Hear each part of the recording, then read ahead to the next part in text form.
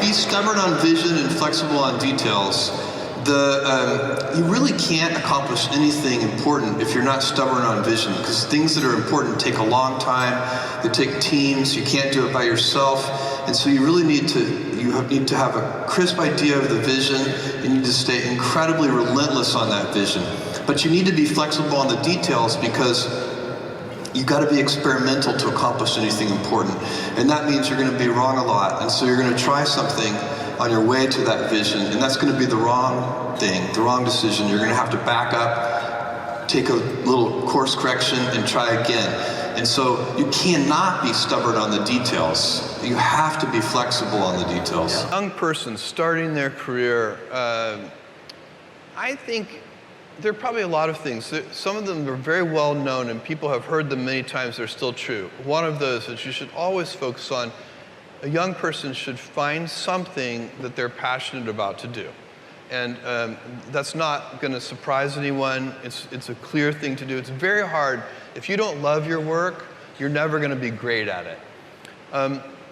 I think the other thing I would suggest to any young person, even before they start their career, is to really think about their choices. I find young people, and when I was young, I made this mistake too. You can get very fixed on your gifts. So everybody has gifts. You know, you have gifts and you have things that you didn't get gifted. Maybe you're extremely beautiful. Maybe you're extremely good at mathematics. There are a lot of things that you can be given. But those things can confuse you because they're not the things that construct your life. It's your choices that construct your life, not your gifts. You can celebrate your gifts. Be proud of them. Be happy of them. Actually, don't be proud of them. Be celebratory of them. But you can't be proud because they're gifts. They were given to you. You didn't earn them. You can only be proud of the things you earn.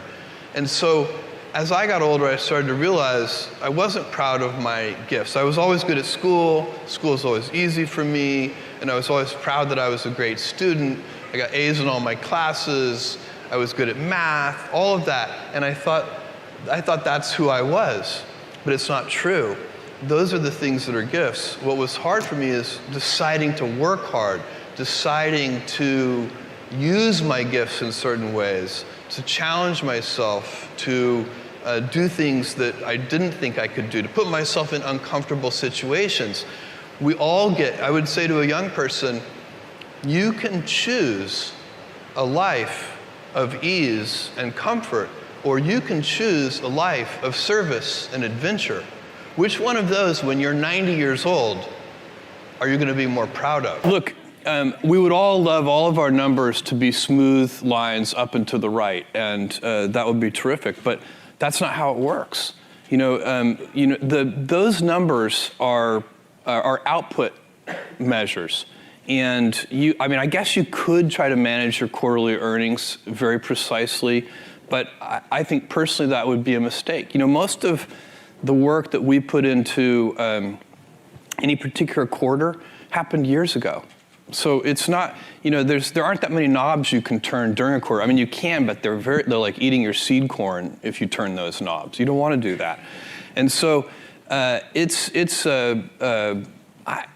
people, I think if you focus on the controllable inputs to your business instead of the outputs, in the long term, you get better results. So the Benjamin Graham quote here is that in the short term, the stock market is a voting machine. In the long term, it's a weighing machine. And I think people are well advised to build a company that wants to be weighed and not voted upon. And that means having good return on invested capital and having lots of free cash flow. But if I said, here's a job I would reject. If somebody came up to me and said, Jeff, I want your job to be to drive up the Amazon stock price and just manage that directly. Now this might sound ridiculous to some of you, but many companies actually do this. They actually go out and they try to sell the stock. That's kind of the final output. And it's much better to say, okay, let's not do that. That's not going to be sustainable. It's kind of a silly approach. What are the inputs to a higher stock price? And you say, okay, well, free cash flow and return on invested capital are inputs to a higher stock price. Okay, So let's keep working backwards. What are the inputs to free cash flow? And you keep working backwards until you get to something that's controllable. And a controllable input for free cash flow would be something like lower cost structure. And then you back up from there and you say, okay, well, if we can improve our picking efficiency in our fulfillment centers and reduce defects. Defects are very, very costly. It's probably, reducing defects at the root is one of the best ways to lower cost structure. And so then that starts to be a job you would accept. You would say, if you're a reasonable person, you would say, I have no idea how to drive up the stock price. I can't manage that directly. It's not a controllable input. But I can make your picking algorithms more efficient. And that will reduce cost structure, and then follow that chain all along the way.